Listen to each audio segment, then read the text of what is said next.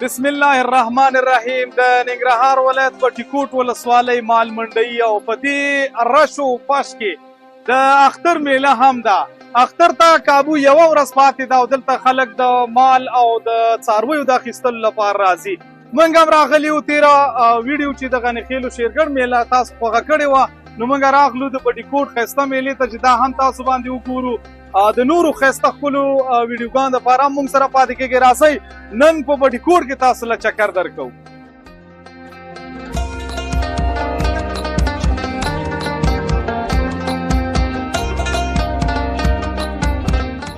بټیکوټ د مال منډۍ او د اختر لپاره خلک تیاری نیسي، قربانیانې به کوي، خوراکونه به کوي.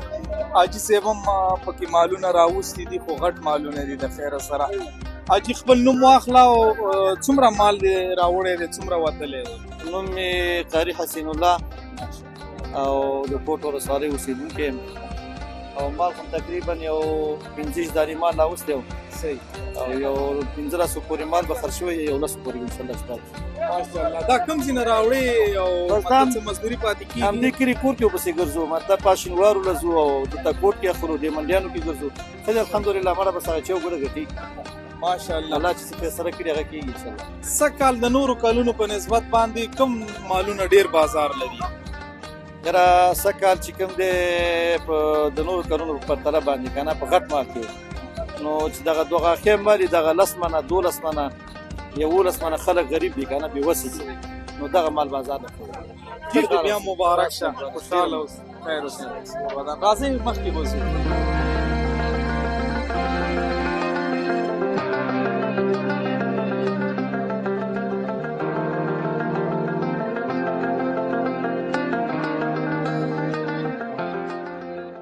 حاجي صاحب په خیر حالې څه شی دې راوستی دی؟ دغه جوټه مې راوستې ده. دا جوټه ده که کټۍ ده؟ دا کټۍ ده.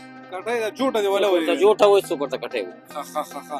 دا دې خپل مال ده که نه؟ دا مې خپل مال دی انشاءالله. ښه ماشاءالله. د کوم ځای نوم دې د بټیکوټ نظر میر مې نوم دی. ماشاءالله. څومره وخت نه دا د مالونو کاروبار کوي؟ انشاءالله اوس 30 کاله کېږي دا کار. ماشاءالله. دا اوس د دې ریټ څو دی؟ د دې ریټ شپږ اتیا. او سر یې په څو دی؟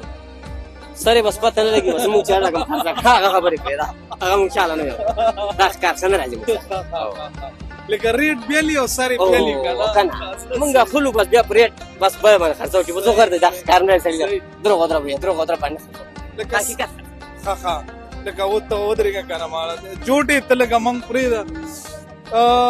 خپله داسې راته ووایه که نه چې څو ماله دې سږ کال خرڅ کړي دي؟ سږ کال مې یاره دا اوس د اختر مخکې یو 10-12 ماله مې انشاءالله خرڅ کړي. ماشاءالله. څه مزدوري پکې پاتې شوه؟ الحمدلله.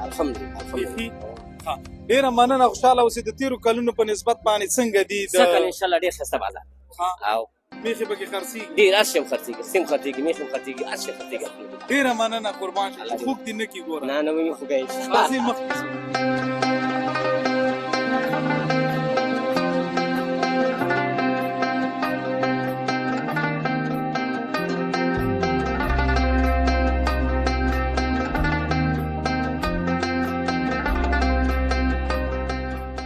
د بل ملګري سره مو لاړو، دا ښکلي ښایسته غویان چې تاسو ګورئ دا راوستي دي. خپل نوم واخله او څومره وخت کېږي چې دا د مالونو کاروبار کې؟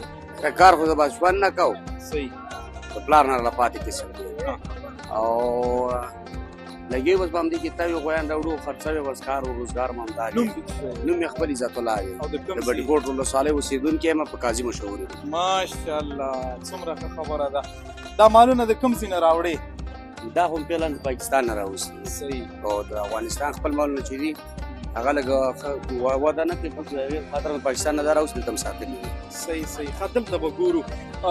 خبره مې دا کوله چې دلته د مطلب تر ټولو قیمتي غویي چې راوستی یا مال هغه به د څو روپو ټیټ ریټ والا څو روپو دی؟ د موږ سره خپله چې موږ سره مالونه شته دي پکې د 80,000 نه ونیسه تر د 1,50,000 پورې سپانګران موږ سره شته. صحیح. او ارزانه پکې په 80,000 دي او ګران په 1,50,000 دي. صحیح. څو دې راوستي وو، څو خرڅ شوي؟ یاره د خرڅ لا د زموږ هم ډېر شوق نشته دی، څلور 15 خرڅ کړي، یاران دوستان هم ورکړي او نور سره ولاړ دي او 40 پورې دي. صحیح.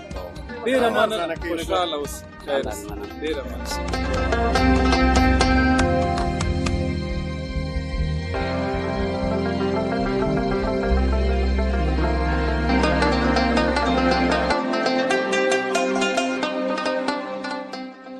خپل وطن ګل وطن او شیرګړ میډیا قدرمنو لیدونکو د ننګرهار په ټیکوټ ولسوالۍ له راغلي وو تاسو باندې مو نن خوندور کار درکړ انشاءالله چې په نورو خپرونه کې هم د وطن یوه بلکل سیمه تاسو ته در وړاندې کوو او تاسو باندې به یې ګورو ننداره کوو به یې در باندې موږ سره پاتې شئ د الله په امان